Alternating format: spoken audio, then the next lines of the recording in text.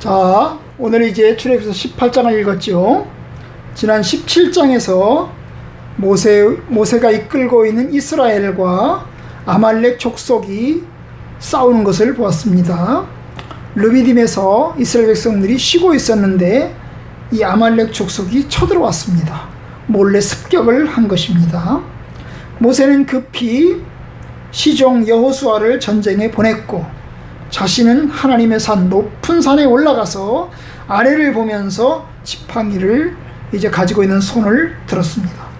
모세가 손을 들면 그 여호수아가 싸우는 군대가 이기고, 모세가 손을 내리면 여호수아가 싸우는 군대가 지는 그런 이상한 사건이 생겼습니다.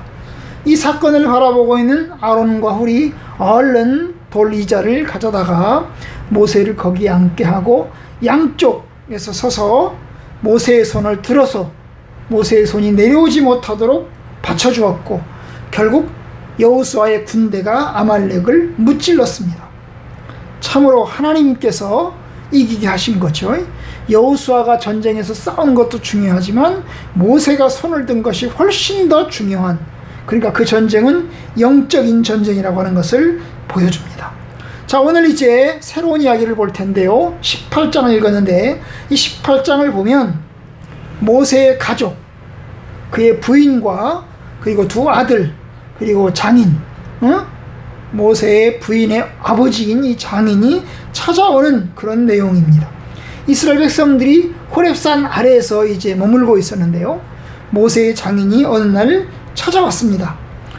모세의 부인과 그리고 그의 두 아들을 데리고 모세를 찾아온 것입니다. 모세의 장인은 우리가 아는 대로 미디안 제사장 이드로입니다. 이름은 이드로예요. 그리고 그 사람이 살고 있는 곳은 미디안입니다. 이 미디안은 사실 이스라엘 백성들이 머물고 있는 이 시나이 반도에서 조금 더 동쪽으로 가야 됩니다. 원래 동쪽으로 가야 되는데, 원래 미디안의 지역은 그래 시나이 반도 동쪽으로 가야 되는데, 그런데 이 미디안 제사장인 이 이드로는 양떼를 치고 있었습니다. 그래서 수많은 양떼를 치고 있기 때문에 그 양떼를 데리고 안 가는 데가 없어요. 지금이야 휴전선이 쳐져 있고 경계선이 딱 쳐져 있기 때문에 가는 것이 제한되어 있지만, 옛날에는 그 경계선도 없고 휴전선도 없었기 때문에 여기저기를 돌아다니면서 이제 양떼를 칠 수가 있었습니다. 그래서 여기저기 돌아다니면서 양떼를 치고 있는 그것을 통해서 이드로는 특별히 모세의 소식을 듣게 되었습니다. 아마 이드로는 모세의 소식에 깊은 관심을 가졌겠죠. 왜냐하면 자기 사위잖아요, 그죠? 자기 딸의 남편이었기 때문에 모세의 소식을 듣게 되었던 것입니다. 그런데 어느 날 이드로가 듣게 된 소식은 이스라엘 백성들이, 모세가 이끌고 있는 이스라엘 백성들이 이집트를 나왔다는 거예요. 이집트에서 나왔고, 그리고 그 이스라엘 백성들이 광야를 통해서 이제 시나이 반도 쪽으로 그리고 시내산 방향으로 오고 있다는 소식을 듣게 되었습니다. 이스라엘 백성들은 홍해를 건넜고, 그리고 이집트에 추격하는 병사들을 다 물에 빠져 죽였습니다. 그리고 또한 이제 하나님께서 기적적으로 만나와 메추라기와 그리고 물을 허락하여 주셔서 이스라엘 백성들이 안전하게 이제 전쟁을 통과해 가면서 이제 가나안 땅으로 가고 있다는 소식을 듣게 되었어요. 바로 그 소식을 듣고 이제 이드로가 만나러 온 겁니다. 아마도 이드로는 아마 이스라엘 백성들이 있는 근처에 아마 있었을 것으로 보입니다. 왜냐하면 그렇게 해야 찾아오기가 쉬울 것입니다. 아마 멀리서 저쪽에서 이제 미디안 지역에서 요단강 동쪽에 있는 저쪽 미디안 지역에서 찾아오려면 시간도 많이 걸리고 거리도 많이 걸릴 텐데, 아마 이드로는 아마 근처까지 양떼를 몰고 다니는 동안에 와 있을 가능성이 큽니다.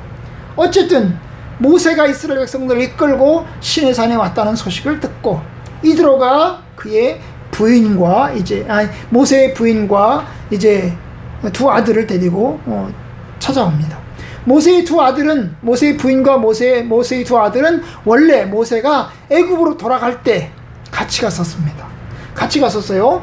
그런데 오늘 본문에 보면 같이 갔었던 이 두 아들과 아내가 언제 이제 이 친정집으로 돌아갔나 하는 이야기는 없어요. 그런데 아마 그 이야기는 없지만 아마 친정으로 돌아간 것 같아요. 그럴 수밖에 없는 게, 모세가 이제 바로왕하고 대결하고 부딪히잖아요. 그죠? 대결하고 부딪히면서 10가지 재앙을 일으키는데 그 재앙을 일으키는 동안에 상당히 모세도 힘들어했고 그리고 이스라엘 백성들도 위기를 당하지 않았습니까? 그래서 그 위기를 당하는 걸 보면서 아마 모세가 자기 부인과 두 아들은 돌려보냈을 것입니다. 왜냐? 돌려보내지 않는다면 이게 자기 약점으로 작용할 것이고 그리고 이집트의 병사들이 결국 모세의 아내와 그리고 두 아들을 공격할 수 있는 가능성이 있기 때문에 자기 아내와 두 아들을 이제 친정으로 다시 돌려보내면서 피신을 시켰을 것으로 생각이 됩니다. 어쨌든 이제 그 부인과 이제 두 아들이 친정 아버지인 이드로와 함께 찾아옵니다. 찾아오면서 이제 전가를 보냅니다. 전가이라는 게 뭐예요? 벌레가 아니고 소식을 편지 같은 거를 보내는 거예요. 지금 현재 우리가 만나러 왔다.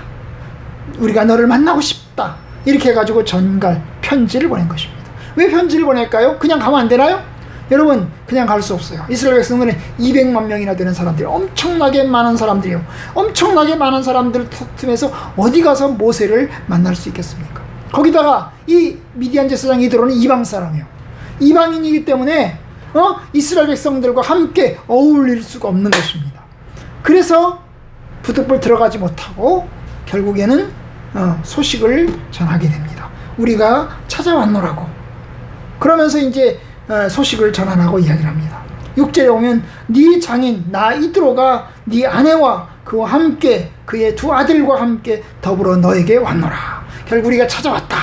네 부인과 그리고 두 아들을 데리고 찾아왔노라. 이래가지고 소식을 전하게 됩니다. 자, 그 소식을 듣고 모세가 어떻게 합니까? 모세가 결국 찾아옵니다.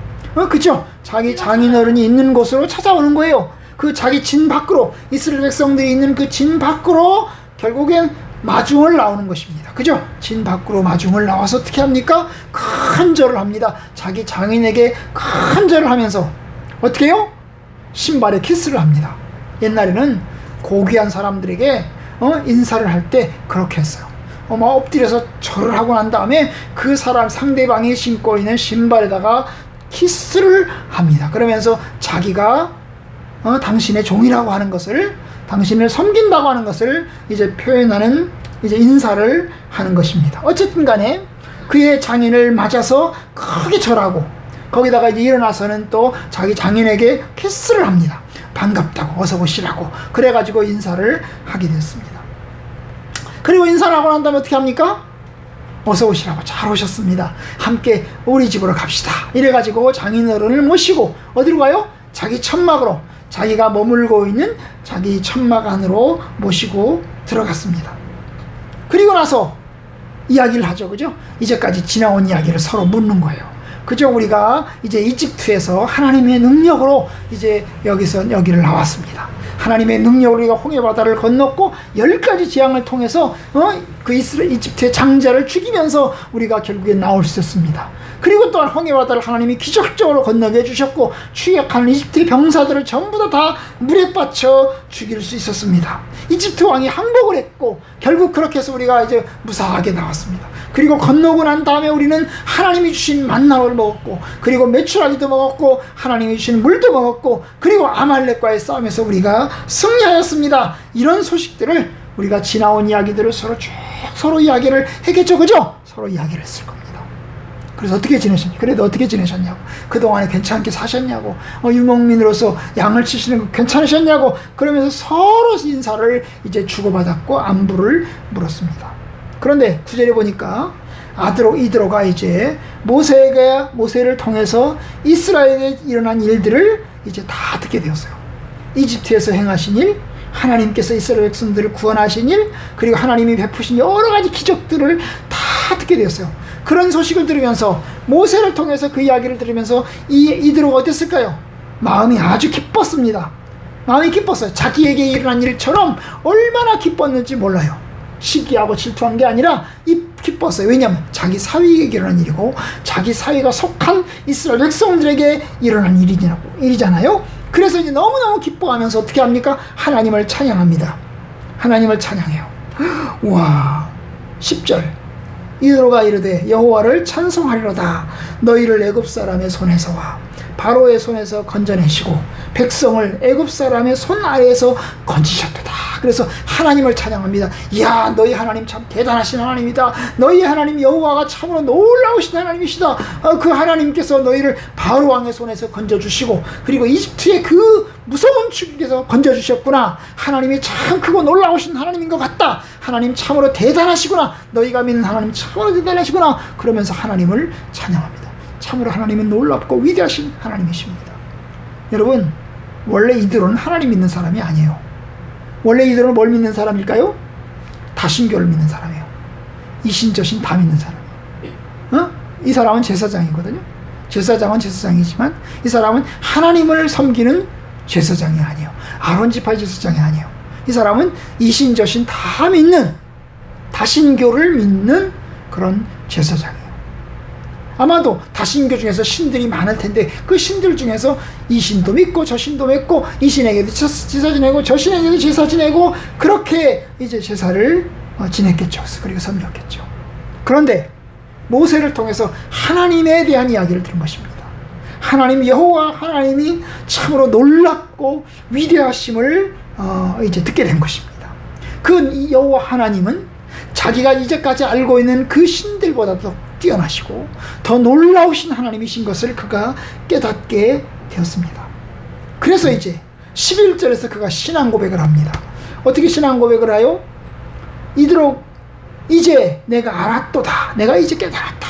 내가 이제 알았도다. 여호와는 모든 신보다 크시구나. 모든 신보다 크시구나. 여호와 하나님은 참으로 이 세상에 있는 많은 신들보다 더 크고 위대하시고 능력이 많으신 하나님이시구나. 그거를 깨닫게 되었던 것입니다. 여러분, 그러니까 이 이드로는 다신론자에서 유일신론, 이신저신 다 믿는 그런 잡신을 믿는 사람에게서 오직 하나님을 믿는, 하나님의 가장 위대하시고 유일하심을 믿는 그런 사람으로 그의 마음속에 큰 변화가 일어났어요.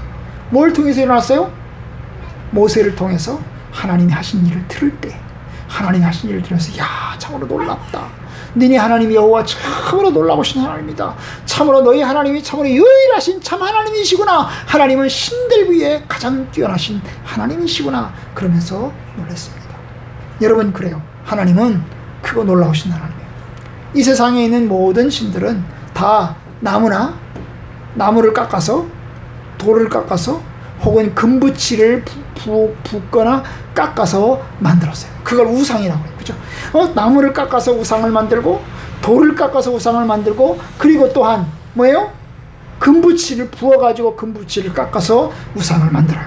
그런데 여러분, 그렇게 만들어 우상은 말을 할 수 있나요? 말을 할 수 없어요. 그럼 생각을 할 수 있나요?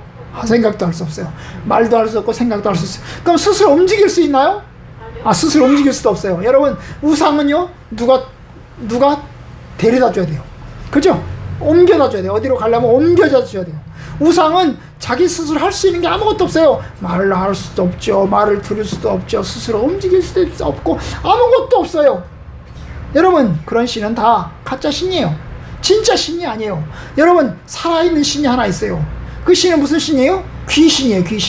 귀신도 신이에요. 그죠? 살아있는 신, 귀신이요. 그러나 이 귀신은 하나님처럼 눈에 보이진 않아요. 그렇지만 눈에 보이진 않지만 능력을 좀 행하긴 하지만 그러나 하나님에 비하면 아무것도 아니에요. 그죠? 오직 하나님만이 유일하신 참 하나님이세요. 귀신은 사람을 죽일 수 있나요? 죽일 수 없어요. 죽일 수 없다고요. 오직 하나님만이 생명의 주관자이세요. 오직 하나님만이 생명의 주관자이시라고요. 오직 하나님만이 우리를 구원하실 수 있는 유일하신 참 하나님이십니다. 그래요. 맞아요. 각종 우상은 다 가짜 신이에요. 힘없는 신이에요. 무능한 신이에요. 하나님보다는 아무것도 아닌 신이에요. 하나님과 대비할 수 없는 신이에요. 오직 하나님만이 유일하신 하나님이세요. 바로 이드로는 그 하나님을 이제 경외하는 사람이 되었습니다. 그래서 어떻게 합니까? 하나님께 제사를 지내요. 오늘 말씀에 보니까 12절 마지막은 모세의 장인 이드로가 번제물과 희생제물을 하나님께 가져와가지고 그래서 그것을 가지고 하나님께 제사를 지내고 이스라엘 백성들과 함께 먹고 마시는 그런 일들을 하게 됩니다. 여러분, 이제 오늘 말씀, 제가 오늘 이야기 중에서 두 가지를 이제 이야기를 드리면서 마치려고 해요. 그 첫째는 뭐냐면 모세예요. 여러분, 모세는 어떻게 합니까? 모세는 이들을 향해서 아주 공손하게 인사하고 공손하게 절합니다. 여러분, 이드로가 누구? 이드로는 자기 장인이에요. 어른이에요. 아버지예요. 아버지. 모세는 어떤 사람이죠? 모세는 이스라엘의 지도자예요. 지도자야. 하나님이 선택하신, 하나님이 세우신 지도자예요. 그런데 여러분, 인간적으로 보면 모세가 더 위대한 지도자예요. 그리고 이드로는 그냥 모세의 장인어른일 뿐이에요. 그런데 모세는 어떻게 합니까? 자기 장인어른을 맞이해서 아주 공손하게 잘 섬기고 있는 것을 보게 됩니다. 공손하게 잘 섬겨요. 여러분, 하나님을 잘 경외하는 것입니다. 하나님의 사람들을 잘 경외하는 것입니다. 외모로 보지 않고, 여러분, 사람을 외모로 보지 않고 공손하게 잘 섬기는 것이 하나님의 뜻입니다. 그죠? 하나님의 뜻입니다. 아마도 주영이가 이제 목사님이 되시면, 주영이가 목사님이 되면, 그죠? 그러면 아들이라도 목사님이죠. 하나님의 종이죠. 그죠? 하나님의 사람입니다. 그런 거랑 똑같은 거예요. 그런데 말이에요. 모세는, 야, 내가 하나님의 사람이야, 내가 하나님의 종이야, 그렇게 뻐기지 않았어요. 하나님의 위대한 하나님의 사람이었고 이스라엘 민족의 지도자였지만 자기 장인어른이 찾아왔을 때는 아주 공손하게 그 앞에 엎드려서 절을 하고 키스하고 섬기는 것을 보게 됩니다. 그죠? 하나님의 말씀 안에서 여러분, 인간적인 도리와 예의를 다하는 것도 아주 중요한 것입니다. 하나님의 사람이라고 해서 인간적인 도리와 예의를 무시하는 게 아니라 그 인간적인 예의와 도리를 잘 지키는 것이 하나님의 사람의 중요한 덕목입니다. 이것이 겸손인 것입니다. 그뿐이 아니에요. 오늘 우리가 볼 두 번째 법이 뭐냐면 바로 이 이드로가 결국 하나님에 대한 간증을 들으면서, 모세의 간증, 이스라엘 백성들에게 일어난 사건을 들으면서 하나님의 크심과 위대하심을 찬양하고, 그리고 그 하나님 앞에 섬기는 그런 하나님의 사람으로 변화되었다는 것입니다. 맞아요. 여러분, 하나님의 하신 일들을 들으면서, 간증을 들으면서, 복음 전도를 들으면서 그 말씀에 듣고 순종하고 또 하나님을 찬양하고, 그리고 내가 깨달았도다, 그리고 참으로 그 유일하신 하나님을 자신의 하나님으로 섬기는 그런 신앙이 아주 귀합니다. 여러분들도 여러분, 하나님에 대한 소식을 들을 때, 하나님의 능력을 보았을 때, 주님, 하나님 앞에서 하나님이 나의 하나님이시고 나의 유일하신 주님이시구나, 이렇게 받아들여서 주님을 잘 경외하는 믿음의 사람 되기를 진심으로 축원합니다.